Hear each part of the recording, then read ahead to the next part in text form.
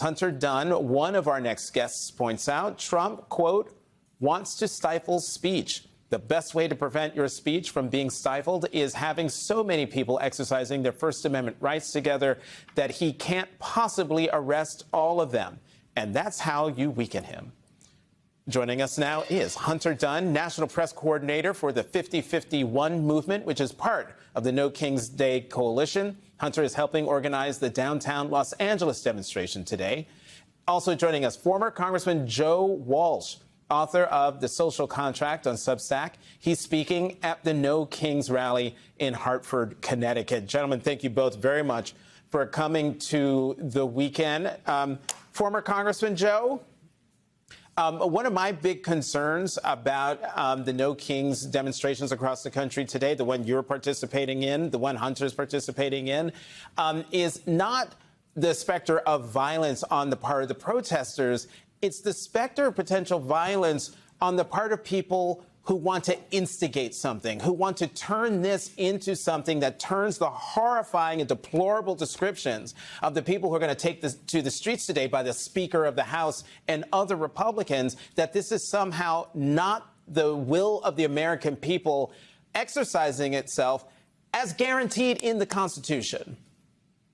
Oh, Jonathan, absolutely. And you're right. This is part and parcel. This is what Trump, that dictator, that king in the White House, has been doing for the last number of months, putting the military on our streets. He's the one who wants violence. He's the one inciting violence. But I'm so fired up, Jonathan. I've already had like 6 cups of coffee. Oh, Lord.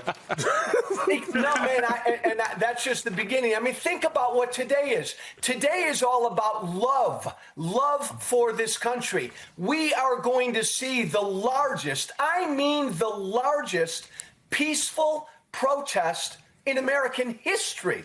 People from all over the country coming together, right? We may disagree on a lot of issues, but everybody today is united in no kings, not here, not in America. And the key word there, Jonathan, is peaceful, because you nailed it. The other side, Trump and his people, they want violence, and they're going to try to incite it all day. Ain't going to happen. Hunter, I want to play some sound from the White House press secretary along the lines of what the congressman is talking about. The Democrat Party's main constituency are made up of Hamas terrorists, illegal aliens, and violent criminals. That is who the Democrat Party is catering to, not the Trump administration and not the White House and not the Republican Party, who is standing up for law-abiding Americans, not just across the country, but around the world. Hunter, what do you think they are trying to signal here, right? Because, you know, to Joe's point, to Jonathan's point, at the end of the day, the concern is a trap, right? Setting a trap for folks to overreact. But it also, this language is about signaling to people what should happen, right? Signaling to their folks what they should be on the lookout. Calling someone a terrorist brings some kind of emotions to the American psyche about how you could treat that person and how they should be treated in this country. Well, first off, it's pretty obvious that they were showing one picture of a peaceful Muslim man over and over again while talking about so-called violent criminals. I wonder why, Hunter. Why? So, you know, I just... You know, for the news channel that's so concerned with the left inciting violence, maybe don't show just one Muslim guy when talking about Hamas terrorists, especially because he's not. He's a peaceful Democratic candidate. As someone who isn't a registered Democrat, I'm an independent. The constituency of the No Kings protest are people left, right, and center who are pro-democracy, anti-fascism, and nonviolent. If you fit into those 3 categories, you're welcome at any No Kings protest, whether you're closer to me in ideology or to our friend, former Congressman Joe. Joe, on that note, you know, protesters across the country, protest leaders are putting out statements indicating that they are going to be peaceful, that they are going to simultaneously protest this authoritarian regime. That's in their words. We got a statement in real time in the middle of the show from one of the protest leaders in Virginia who's reacting to Governor Glenn Youngkin's moves to activate the Virginia National Guard. This protester ends with, "We won't be intimidated. We won't be silenced. Instead, we look look forward to peacefully gathering today with thousands in attendance, speaking truth to power and having our voices heard. For those watching this show across the country who are maybe getting ready to go out and protest themselves, what advice do you have to them in terms of any potential provocation that they might be receiving today, whether they're in a city with National Guard or not? My advice is loud, proud, joyous, happy, be all about love for this country and be peaceful. And think about this.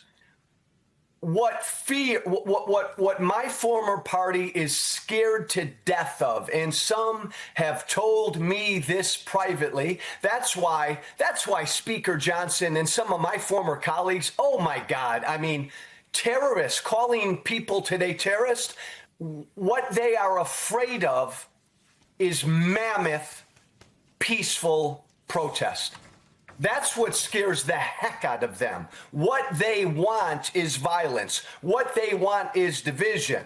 They don't want millions and millions and millions of Americans, by the way, like Hunter and I, who will be out there, who disagree on probably a bunch of policy, but we're united in defending democracy. That's what's bringing everybody out today. And that's what scares them. So my advice is be loud and proud, be a happy warrior today, love for this country. I mean, that's why you believe in no kings and remain peaceful, no matter what. Well, right. And to your point, Joe, you were talking about some of the language and rhetoric coming from your former colleagues. Let's just play a little montage of the rhetoric coming from Republicans on the Hill. They call it the No Kings rally. We call it the Hate America rally because we have all the Marxists collected, all the Antifa people, the BLM remnants. You'll have the pro-Hamas wing of the Democratic Party, and they're going to be out here demonstrating and screaming and wailing. These guys are playing to the most radical, small, and violent base in the country. We call it the Hate America rally because you'll see the hate for America all over this thing when they show up. I mean, I don't even know who Joe, you've had your say on this kind of deplorable rhetoric. But Hunter, I'm wondering, once the sound of that came out, a lot of the commentary has been, you know what, that's actually kind of backfiring and is sort of stiffening the spines of Democrats on Capitol Hill. But what do you think that kind of rhetoric throughout this week has done for your efforts to get people out today for No Kings rallies? Yeah, I think that it has massively increased turnout. It has strengthened the American people against the kind of rhetoric that Mike Johnson and other members of the House GOP leadership are doing. A, because they're busy making up random lies rather than releasing the Epstein files. But B, more importantly, they're lying to the American people, and the American people can see that. Donald Trump calls Portland war-ravaged, but cut to a live feed of Portland, you see people in inflatable frog costumes, electric slide, right? You don't see violence except for from federal law enforcement, from ICE and DHS who shoot at priests with rubber bullets. Who are the violent people? The people taking orders directly from Donald Trump, right? But that doesn't mean that we can do the same thing. We have to stay peaceful, not for optical reasons, not because it's simply the right thing to do, but because it plays right into Trump's hands, because he wants to manufacture a crisis to put this country under martial law. He wants to claim that there's a mass migration and illegal invasion, that there simply isn't one. He wants to claim that there is one and use it to put the country under martial law. And the only word for that is fascist. And that's why we're going to be out there protesting today. And that's why we need to do it peacefully, to show the world and to show our fellow citizens whose side they need to be on when Trump tries to bring that hammer down. I don't know if we have this as a full screen, but our producer put together some kind of Republican and Republican-leaning places where these No Kings events are. Lake Region, Heritage Center in Devils Lake, North Dakota. Mineral Wells Park in Guthrie, Oklahoma. City Sidewalk in Pewee Valley, Kentucky. Little Red Schoolhouse in Beloit, Kansas. what we're seeing, Joe, is not just Democrats having issues with this. Hell, not even just independents who lean Democratic having issues with this. These are people that are looking at what they're seeing and saying to themselves, and now they're going to say to the President of the United States, there's nothing more American than us walking around and saying, we don't want a king here. We fought over this. So I want you to speak to a little bit about Republicans, because I know you're a Democrat now, but you still talk to a lot of your Republican colleagues and friends and family members who are probably going to be out there today as well, not because they are cozy with Hakeem Jeffries or Chuck Schumer, but because they don't like the idea of a king or someone overstepping the bounds of the Constitution in this country. That's such a great point. That is such a great point. I spoke at a bunch of the No Kings rallies at the last one in June. And I'll tell you what, these will be bigger. And I've been blown away in the last couple weeks from hearing from so many of my Republican friends and conservative friends who did not go out to the June rallies, who have watched what's happened the last few months in this country, and they're coming out today. So to your point, this is going to be an even bigger, more politically diverse crowd, because you're going to get Republicans and conservatives coming out. Because think about this. What is more American than just reaffirming that basic founding principle that we do not have kings in this country? Millions of Americans took to the streets today with one simple message for President Trump. You are not a king. Demonstrators in more than 2,500 cities and towns gathered for the No Kings events. And according to No Kings Media, nearly 7 million people came out across the country today for these protests. That's 2 million more than the last No Kings protests that were held back in June. The rallies come as Trump escalates what experts warn is his authoritarian reach targeting cities, people, and institutions that oppose him. I spoke with some of the protesters here in New York City earlier. Here's what they had to say. We're still fighting for the promise of what this nation can be, and they are fighting to turn back the hands of time to bring us to darker times. No, they're not going to intimidate us with tyrant talk. We are out here to stand up for this democracy. The military is used for the defense of this country. It is not used to control the citizenry. Trump is turning the military into his own Praetorian Guard. Do not cower to the fascism and the threats that are coming from D.C. That's what they want us to do, and they will only be successful in that if we remain silent. And joining us live from the protests in Los Angeles is Jacob Soboroff, MSNBC senior political and national correspondent. Also with us is George Conway, attorney and president for the Society for the Rule of Law. George also attended one of the protests today. He's also on the board of a 501c4 that helped promote the events. Jacob, let's start with you. What's it like on the ground there? Antonio, I was watching you all morning, and the vibes here feel like a lot of the vibes that I was watching you walk around in all morning in New York City. We're in the middle of downtown Los Angeles. We're on Grand, right? Yeah, we're on Grand Street. This is the heart of the Civic Center. There are people as far as the eye can see, both in this direction, and then, Tony, let's swing around and just show them what's going on over here. This is the heart of downtown Los Angeles. You can see the Walt Disney Concert Hall in the distance out here, and people are stoked. This is a jubilant, peaceful, celebratory atmosphere, and everywhere you look, the idea that Antifa is on the streets. This lady's, look, she got a big smile on her face. Come over here. What's up? I'm Jacob. Nice to meet you. I'm Allison. So are you Antifa? They say Antifa's on the streets. I'm CTA. I'm a teacher. I teach kindergartners, and we're here to make it right for students and families in our community. So when you hear, people saying that people on these streets hate America, what's your response? I see people being kind and loving each other and wanting a better life for everyone that's walking. Thank you for your service as a teacher. It's so nice to meet you. Nice to meet you, Jacob. Okay, take it easy. It's everywhere, like I said, everywhere you look. What do we got on this one? Stop Trump from rigging the election. Prop 50, right? So, we got this big initiative on the ballot here. Hey, how are you? You want to say hi? We're live on MSNBC. What's up? What's your name? Rosa Kini. Have you protested before? No, well, yes, with Cesar Chavez. What's it like to be out here? Emotional. So you went from Cesar Chavez fighting for the rights of the workers to being out here. And Imperial Valley, Salinas, you name it. Amazing. Thank you. That's my daughter here. What's your name? Angela. Angela, it's so nice to be out here with you. What does it feel like to be out on the streets today? It's good. This is my first time. Ever? How are you feeling? Good. Very good. What brings you out to the streets? What doesn't? I mean, everything that's going on in this country is horrible.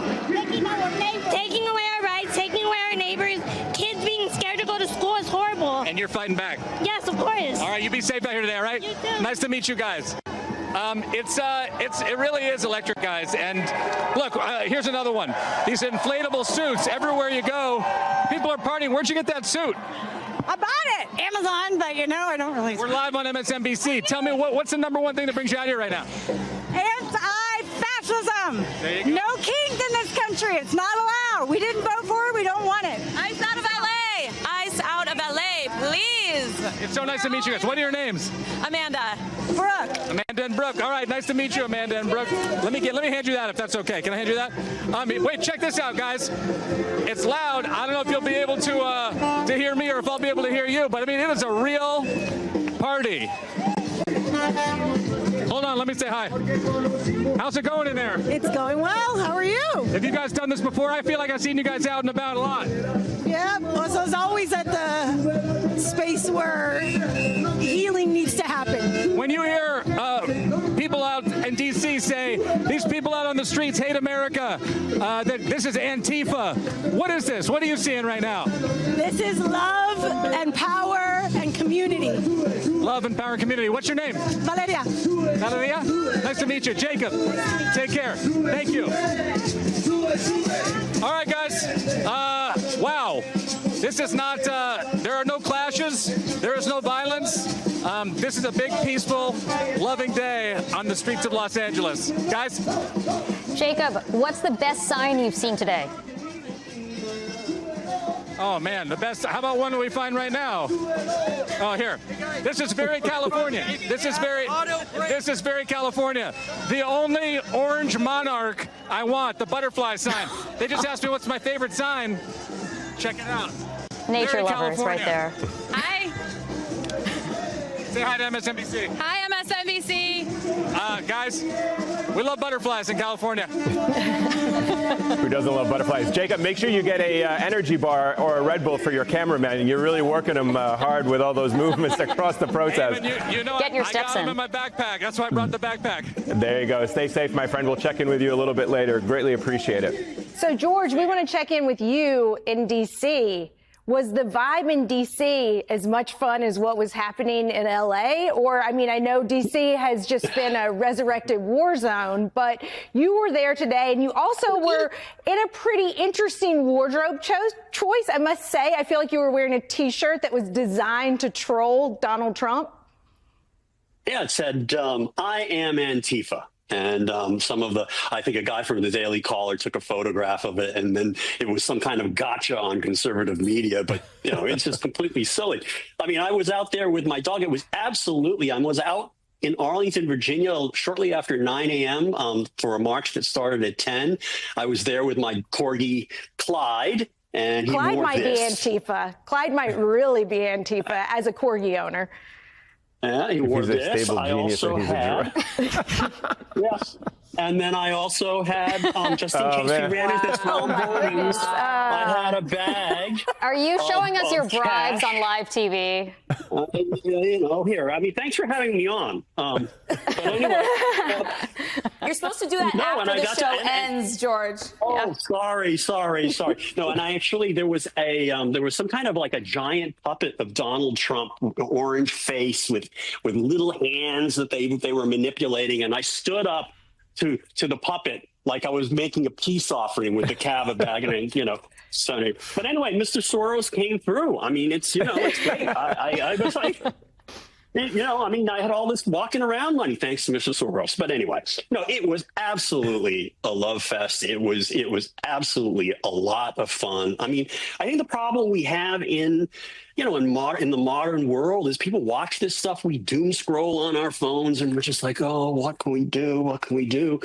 And all of a sudden you get out there with tens of thousands, hundreds of thousands of people who feel the same way you do. They may have different philosophies and backgrounds and interests and come from different walks of life, but they understand that something very wrong is going on in America, that America isn't being run for Americans, that is being run for a small group of people who want to basically pillage the country and leave nothing for the people, and to basically, take away democratic self-governance. And that's not, we have to accept the fact that in a democracy, you don't always get what you want. And what these people are doing is they haven't gotten what they want, and not everything I've ever wanted, get through the political process. And they want to basically call the process to a halt. And they want to destroy all the things that they haven't been able to stop over the years. And they want to do it without a popular mandate. And that's just wrong. And that's what unites everybody. And Donald Trump, what you saw out there wasn't just Democrats. Okay, maybe obviously in New York and D.C., it's heavily weighted toward Democrats. But when you saw on social media, people in Birmingham, Alabama, people in Boise, Idaho, and places like that, places in smaller towns everywhere, it tells you that people are getting it. They're getting it, and they understand. They're starting to really realize that they can't just sit back. They have to do something, because the courts aren't going to save us. Nobody else is going to save us. George, when I was out in New York, first of all, there actually were some non-Democrats here in New York City who were out and about, or who maybe were previously not Democrats, but certainly don't identify now as MAGA. And one of the things that I heard people repeat is that they came out today because they're worried that the window to fight is closing, that there's this feeling of urgency right now, that there's been an escalation both with what they've seen with ICE, but also just that they've been surprised by the pace and the success that Trump has had in going after his enemies in just the last couple weeks. So they worry that this window to fight back against authoritarianism is closing right in front of their eyes.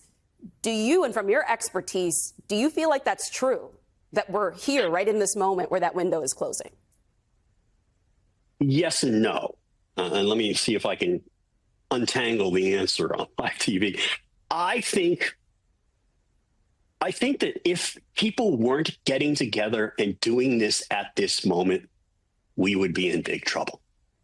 Because if what has been going on for the past few months and is accelerating isn't enough to trigger a backlash of people saying, this is not what we voted for, this is not consistent with our Constitution, with our laws, with our traditions, and with principles of honor and decency, if they weren't standing up now, then we would be done.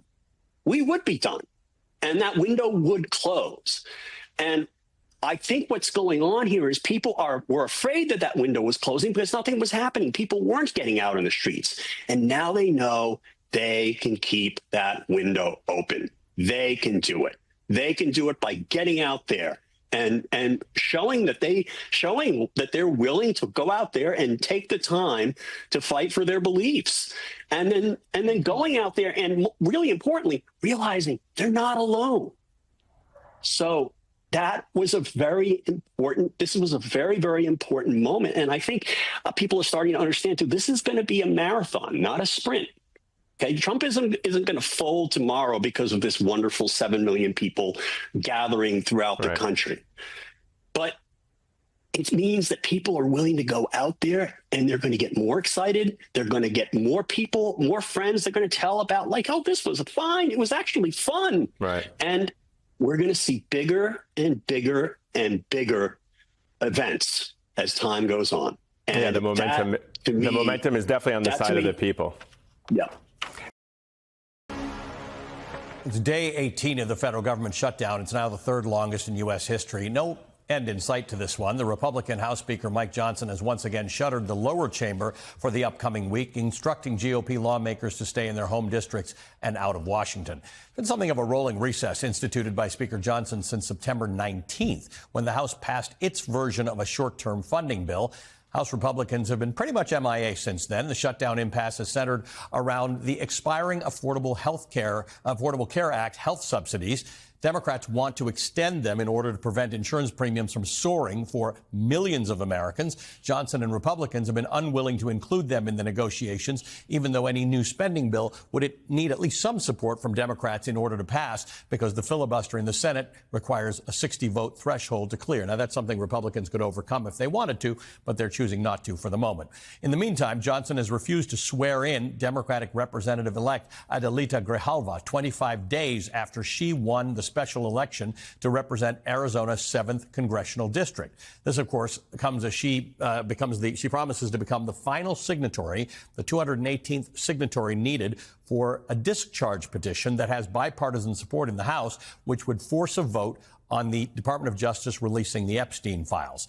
Joining me now is the New York Congressman Hakeem Jeffries. He's the Democratic minority leader in the House of Representatives. Leader Jeffries, good morning to you. Thank you for being with us. It's 10:30 in the East, 7:30 in the West. There is still time for people to get out and participate in what may be one of the biggest political rallies in American history. It's not just Democrats. It's everybody who's concerned about democracy. I just want to play for you what, I know you've heard this already, what Caroline Leavitt, the White House press secretary, had to say about the Democratic Party in this context. The Democrat Party's main constituency are made up of Hamas terrorists, illegal aliens, and violent criminals. That is who the Democrat Party is catering to, not the Trump administration and not the White House and not the Republican Party, who is standing up for law-abiding Americans, not just across the country, but around the world. Your take on that? Well, the so-called White House press secretary is an unhinged disgrace. If she's opening her mouth, it means that she's lying. And clearly, we've seen that in this context. The protests that are going to take place today, the peaceful expression of dissent, is entirely consistent with the American way. In fact, it's as American as motherhood, baseball, and apple pie. It's what the framers of this Constitution envisioned. You know, in this country, when the people fear the government, there is tyranny. But when the government fears the people, there is liberty. And it's important for everyday Americans of every political persuasion to continue to express peaceful dissent with the out-of-control policies of the Trump administration and the fact that Republicans continue to unleash extremism on the country in ways that are deeply harmful. The Republicans have been pretty effective in their message discipline, where they decided to call this the Hate America rally, pro-Hamas, Antifa, and Marxist, and whatever else they've been using. What's your message to people about what these demonstrations should be? Well, the Donald Trump and Republicans have unleashed this unprecedented extremism on the American people from the very beginning of the time in office that he's had. We're talking about an assault on the economy, an assault on health care, an assault on law-abiding immigrant families, an assault on the rule of law, an assault on the American way of life, and an assault, of course, on democracy itself. And so the American people, understandably, have decided to express in a way consistent with what patriotism means, dissent with these policies that actually aren't helping everyday Americans.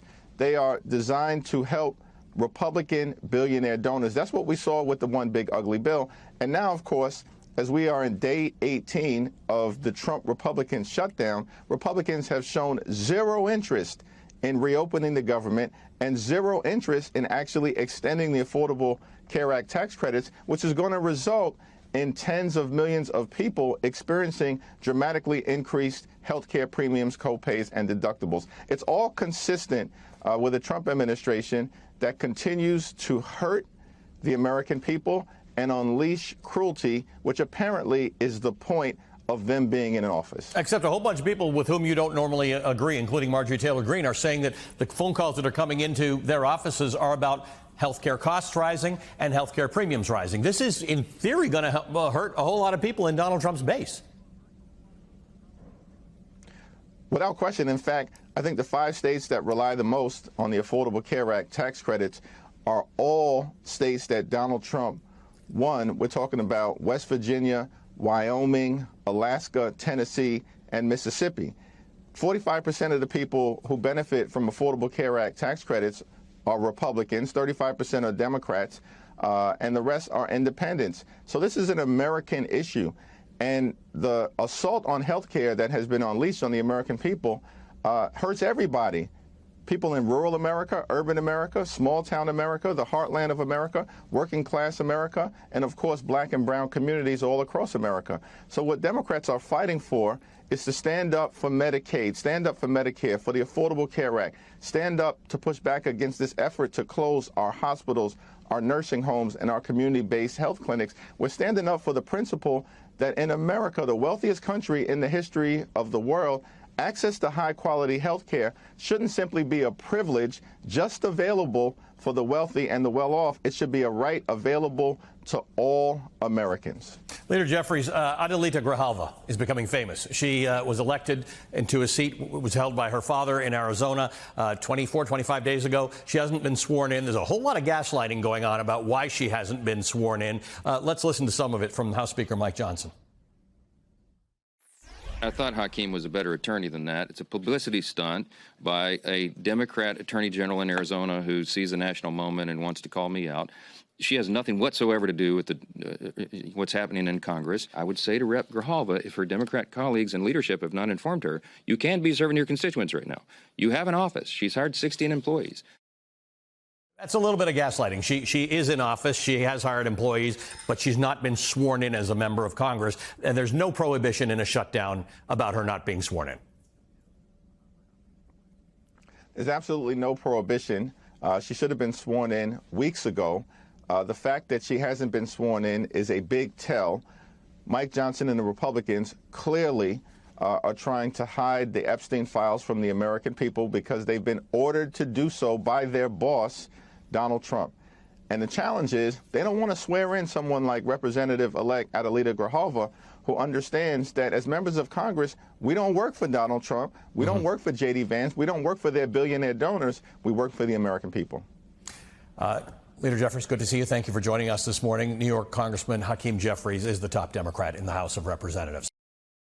But we begin this hour as millions of Americans are expected to gather in small towns and major cities across the country today to protest what organizers describe as the authoritarian policies and corruption coming from Donald Trump and his administration. That surely includes the ongoing use of the Justice Department to enact Trump's retribution campaign. Yesterday, Trump's former national security advisor and vocal Trump critic John Bolton pled not guilty in a Maryland federal court to 18 counts of illegally collecting and transmitting national defense information, allegedly about everything from U.S. covert actions to foreign adversaries. These allegations were serious and were brought by career prosecutors. That is in contrast to the other indictments of Trump opponents, former FBI Director James Comey and New York Attorney General Letitia James, which were brought at the hands of a political appointee and a former personal lawyer to Donald Trump. Last month, the president said he expected more people he considers his political enemies to face criminal charges. And in a stunning Oval Office meeting this week, standing beside his Attorney General, Deputy Attorney General, and FBI Director, Trump delivered his latest list of targets for them to hear while claiming he has every right to do so. Jack Smith, in my opinion, is a criminal. And I noticed his interviewer was, I think that was Weissman. And I hope they're going to look into Weissman, too. Weissman's a bad guy. And he had somebody in Lisa, who was his puppet, worked in the office really as the top person. And I think that she should be looked at very strongly. I hope they're looking at Shifty Schiff. I hope they're looking at all these people. And I'm allowed to find out. I'm allowed to, I'm, in theory, the chief law enforcement officer. But I have a very good, talented group. I don't have to leave it up to them, but I choose to, at this moment at least. Joining us now, Christy Greenberg, MSNBC legal analyst, former federal prosecutor, and host of Courtside with Christy Greenberg on YouTube. Jelani Cobb, staff writer for The New Yorker, dean of the Columbia University School of Journalism, and author of 3 or More is a Riot, Notes on How We Got Here, 2012 to 2025. And Miles Taylor, former DHS chief of staff during Donald Trump's first administration, and author of Blowback, a warning to save democracy from the next Trump. Miles, I want to bring you in, but first I want to start with the table here because we were just having, I'm sorry to exclude you, a lively conversation about the John Bolton charges and the 26-page indictment that a bunch of us nerds were feverishly going through this week. But there seems to be the argument that some Democrats are trying to make right now, which is that we should ignore these charges because they're just a part of Trump's retribution campaign. I think there's a little bit more context there, which, Christy, I want you to go into. And also just, I don't know, I want you to talk about this idea that we can hold several things to be true at the same time here about these charges. And that yes, they can be a part of a political retribution campaign. John Bolton has been on Trump's target list for a long time now, actually one of the longest next to James Comey. But there's also maybe some merit here and maybe something problematic about what John Bolton was doing, regardless of whether or not it's been done before. And yes, that the fact that I think the more appropriate context here is that the current president was charged on 40 counts of doing something similar, although notably worse. Yeah, so I don't think there's a question that Donald Trump is weaponizing the Department of Justice. The fact that you have the three stooges there that you showed in the Oval Office standing there as he goes forward and says, "Oh, at this moment it's your Department of Justice," but you know, we'll like with that threat that if you don't, I'm going to list all of these names of people for you to investigate. If you don't, ... like what comes? I mean, it's clear if heads are rolling. If people are not doing what he wants in these various U.S. attorneys' offices, they're losing their jobs. So the threat is very real, and the weaponization is very real. And that said, separately looking at each indictment, you have to look at the facts of each case, right? We saw the Comey indictment. I've never read an indictment for false statements where I couldn't figure out what the false statement was. His attorneys don't even know. They wouldn't even say in court. They wouldn't even tell the defense, what is the false statement? Who's person one? Who's person three? Like, what is going on here? Same with the Tish James indictment. That was an indictment where she allegedly benefited $18,000. In my experience, when you would do intake, there was a threshold. $18,000 doesn't cut it, even if you assume everything in the indictment to be true for a federal fraud case. That's just, you would decline that in any U.S. attorney's office. So, and again, it was also hard to understand if there was really a fraud there. It didn't seem much of it there. There was very bare bones. Whereas the Bolton indictment, looking at it on its face, 26 pages, there's a lot of detail here, and these are serious charges. This is mishandling of national security information. This does not appear on its face, at least, to be frivolous, where we would just say, oh, he said John Bolton is an enemy, we shouldn't look at this. No, if somebody is accused by career prosecutors of mishandling classified documents, we should look at what those allegations are. We should pressure test it. And look, he has the ability to go to court and defend himself, say he didn't think this was classified, he thought he was authorized, whatever he wants to say. That's why we have a process. But I'm not prepared to just dismiss this outright because Donald Trump clearly has a vendetta. The question is, did these prosecutors act on that vendetta in prosecuting him? The one thing I will say as an extension of that is, if he was an ally of Donald Trump, would he be indicted right now? I don't think he would be, because we're seeing, just as you posted, in the prior segment, George Santos gets a commutation because he voted Republican. If you are, Homan, who's allegedly accepting a bag of cash and $50,000, we don't even look into it. So there is clearly a double standard here. It is clearly troubling, but yeah, should we be troubled by this? I was troubled when Donald Trump was accused of keeping national secrets on the bathroom floor. I'm troubled by that. I'm troubled by this, too. I think when this comes up, I always think people always bring up the overclassification of our secrets. But if these people know that the overclassification is a thing, why are they keep doing things like this, right? Whether that's President Trump, whether that's President Biden, whether that is former Vice President Mike Pence, and whether that is John Bolton. I want to play some comments he had on the Signalgate controversy and get you guys a response on the other side. It never would have occurred to me to discuss anything sensitive, whether classified or not, anything sensitive, anything potentially sensitive, on any system other than government's own secure telecommunications system, which we have spent decades and billions of dollars to perfect. I just can't conceive it. My brain doesn't get it. Well, he said his brain doesn't get it. However, here we are. Jelani, one of the things that is really important for people to understand, other than we can hold both things true or like we should think about both things in our same hands, is that this is the reason why the independence of the DOJ is so paramount. 100%. And so, first off, to Chrissy's point, I'm wondering who is Curly, who's Larry, and who's Mo. Yeah. You let us know during the break. Right, we can sort that out after. But I think that, the reason that this becomes more complicated than it should be is precisely the context. And that's what independence is supposed to do. It's supposed to broadcast a particular kind of integrity. It's supposed to mean that across partisan lines that there are some things that you can just generally trust, that if there's an indictment being brought by the DOJ, it's something that will hold water. In this case, you have to ask, is this a Tish James kind of situation? Is this something else? And the mere fact that you have to ask the question goes to the heart of the lack of trust and really the lack of integrity. That's why you don't want a DOJ that is obviously doing the bidding of the White House. And it's hard, I think, for this White House in particular to understand this, but it really is in your interests to not pressure the DOJ, precisely because you want credibility in moments like this.